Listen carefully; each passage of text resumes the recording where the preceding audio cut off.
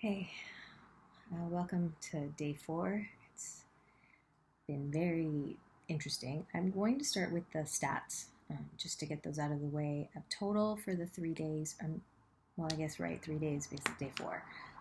I've had 25 ounces of coffee, about 3.5 cups, and I've had a total of 135 ounces of tea. That would be in this kind of container. And recently I had to add into it, no brands, a can of sparkling water. I've had one 12-ounce can of sparkling water because I'm feeling shaky and very low energy. And also, I have the taste of kind of hunger on my tongue, which is like stomach acid taste. So the sparkling water helps. All right, so with that, I think those are all my what I've consumed over the last 3 days. Depending on how you count the day, the number of hours, I think I need to start doing hours. I've also given myself a new, at least a defining marker of when I think until when I will continue my limited consumption campaign, aka fasting, aka whatever else you want to call it. And I think that's going to be 1 day for every minute that George Floyd was constrained. So I think it's 8 and 47. But I'm going to go up to 9. So I'm practically halfway there, which is encouraging because it's not easy to not consume in every way, right? So we're consuming. I just consumed a little bit of media just before taping this, and just drinking a lot of tea to keep my mind distracted from the bits of hunger that I'm starting to experience. All right. So yesterday, and that bit of consumption for media yesterday was so compelling, I needed to share some things. So here's an audio from George Stephanopoulos and Ben Crump, the attorney for the George Floyd family. And I think it's just where I want to start today. As you know, Mr. Crump, this is just the beginning of the process, the filing of the charges against the officers. What more do you and the Floyd family think needs to happen for justice to be served in this case? Well, we think this should be a tipping point for America, that we finally acknowledge that there are two different justice systems in America, one for Black America and one for white America. And we have to arrive at equal justice for the United States of America for all of its citizens.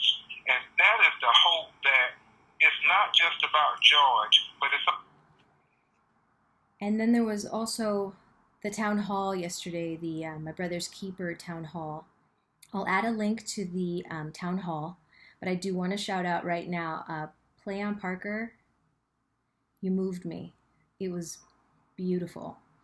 So I'll have in my section, if I can say right now, I'll give you the minutes because I think it's important when you're watching things now with the limited consumption. Play On comes on at minute 2:45 in that link that I'm going to give you, and it goes until minute 7 and 10 seconds. It's a beautiful, beautiful spoken word that is amazing, and that word is so overused, but not this time. So we're going to listen to this at 1.5, and I hope you forgive me if anyone feels offended that we're moving it a little faster, but I think we can listen to Mr. Barack Obama at 1.5, as we could also listen to me at 1.75. What you got to call. Cesar Chavez was a young man. Malcolm X was a young man. The leaders of the feminist movement were young people. Leaders of union movements were young people. The leaders of the environmental movement in this country and the movement to make sure that the LGBT community finally had a voice and was represented were young people. And so when sometimes I feel despair, I just see what's happening with young people all across the country and the talent and the voice and the sophistication that they're displaying. it makes me feel optimistic. It makes me feel as if, this country's going to get better. Now, I want to speak directly to the young men and women of color in this country, who, as Cleon just so eloquently described, have witnessed too much violence and too much death. And too often, some of that violence has come from folks who were supposed to be serving and protecting you.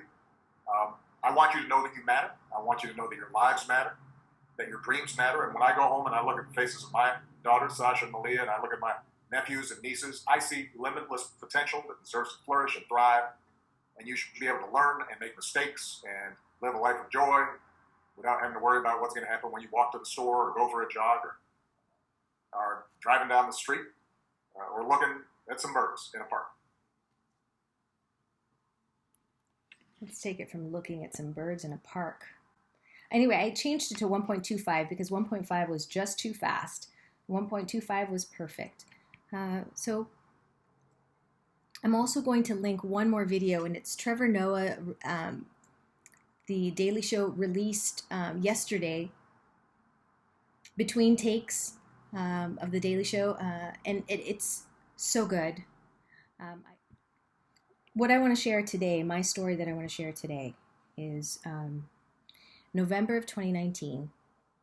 I don't know how far back we should go here, but suffice it to say, my mother was purchasing a new vehicle for herself as she moved into the next part of her life, and she had a 2003 vehicle that she said, "Would you like to have it?" And I said, "Sure."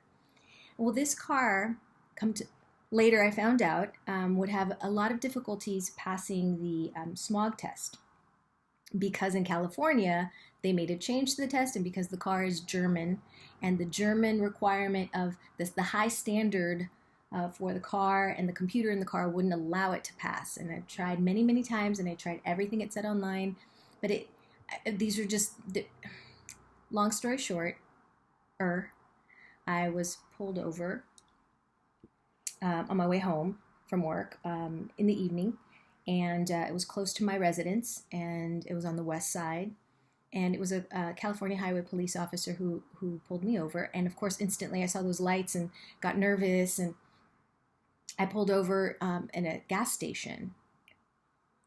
And so I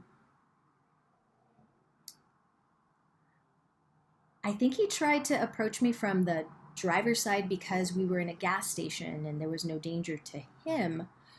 But I couldn't lower my window because the car is old and the motor on the window was not working. And I didn't want to open the door because I didn't want to scare him. So I motioned to the passenger window, and I asked him,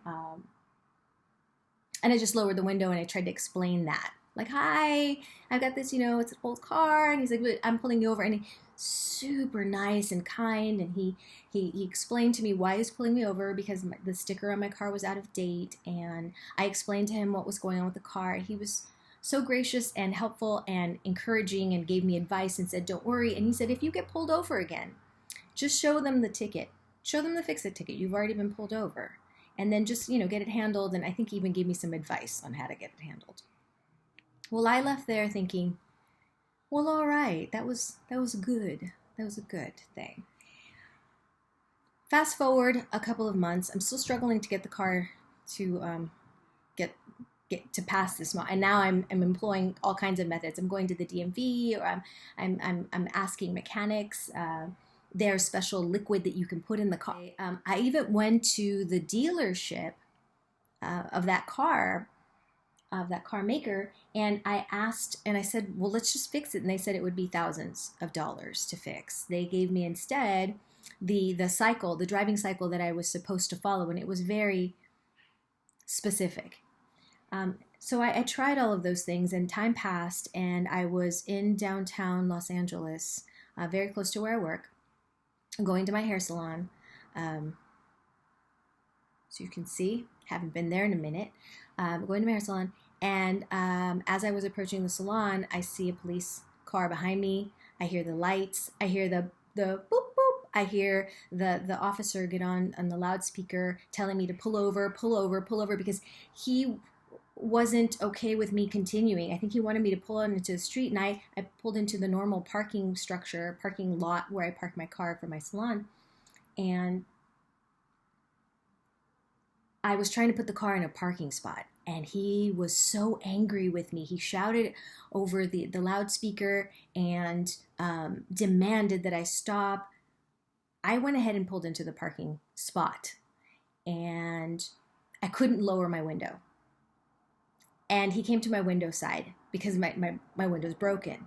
And he reacts and is very aggressive, yells at me.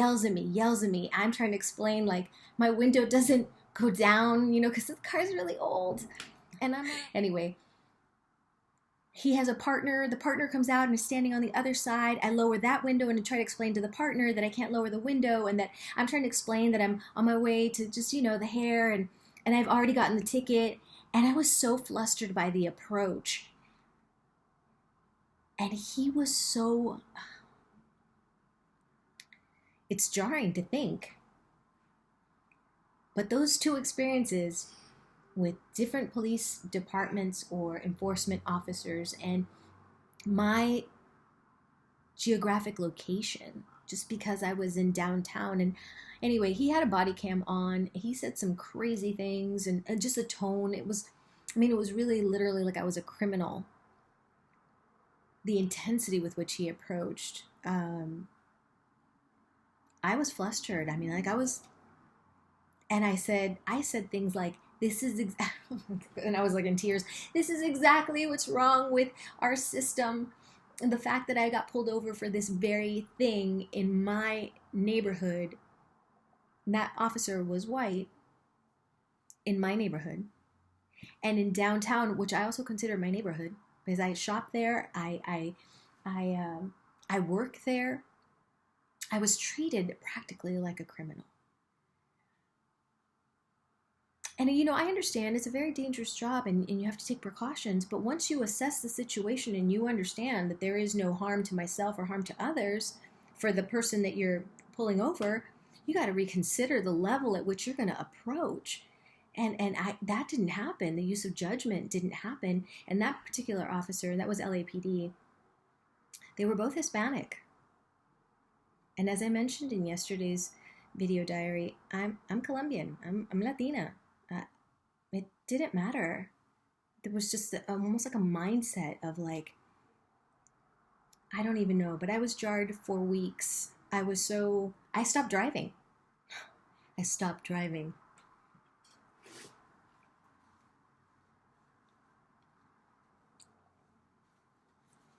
I think about my son, and I think about the same thing happening to him.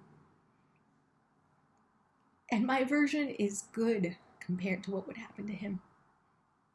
Of course, he's not allowed to drive the car because the window doesn't go down. And you might be wondering, well, yeah, it would have been Latino, it would have been the same. My son is Afro-Colombian.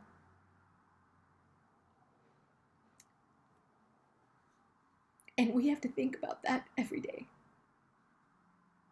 That the way he's going to get treated is different because his skin is brown.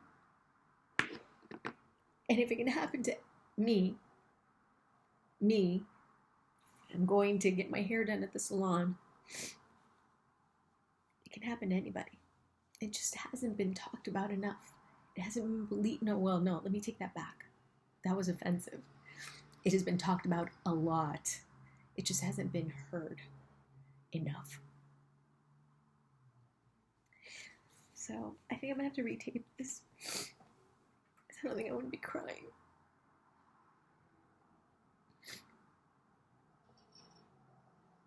I'm crying because it's so sad. I can't imagine that people are living a reality where they're afraid. So I want to say something more about being afraid of existing in your own community. And when you see a police officer, when I see black and white, I get nervous. I'll tell you because there's another story, but not for today. That was 2 stories in one, and I think I'm going to retape it.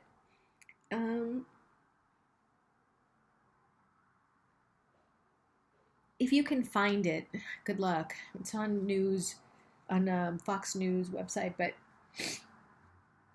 when you click on it, it doesn't load, but it's really good.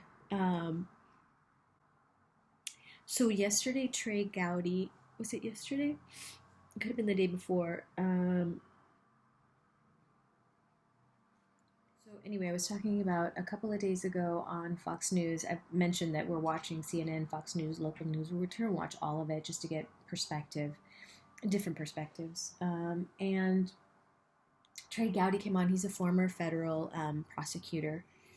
He was on, and he said that he felt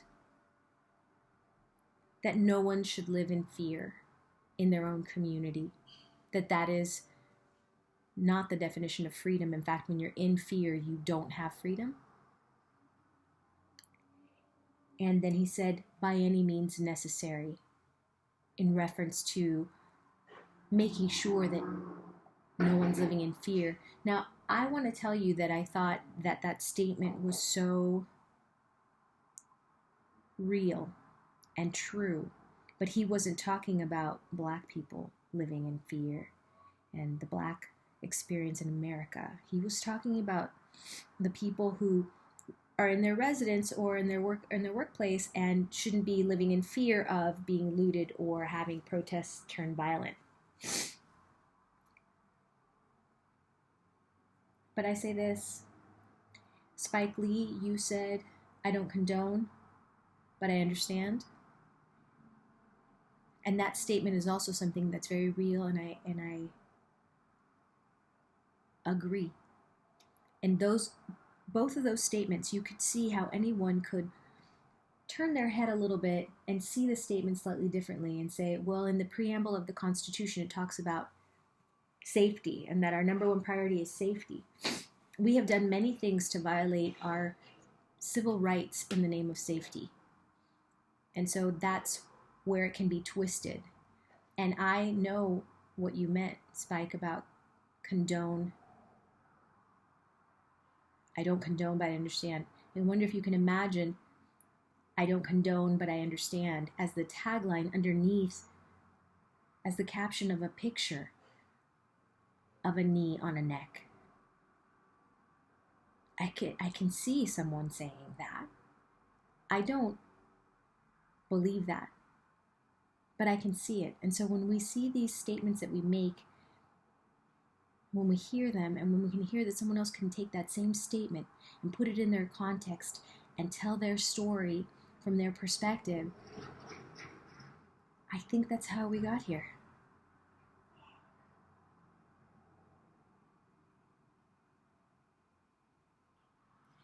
Just wanted to say thank you for watching. Today is June 4th, 2020. Anyway, please, a gentle reminder, I'm attaching or including a link to Trevor Noah's Today Show, the in-between scene takes. Please watch that. It's excellent. And also, I'm linking the town hall from My Brother's Keeper. Thanks again for watching, and I'll see you tomorrow.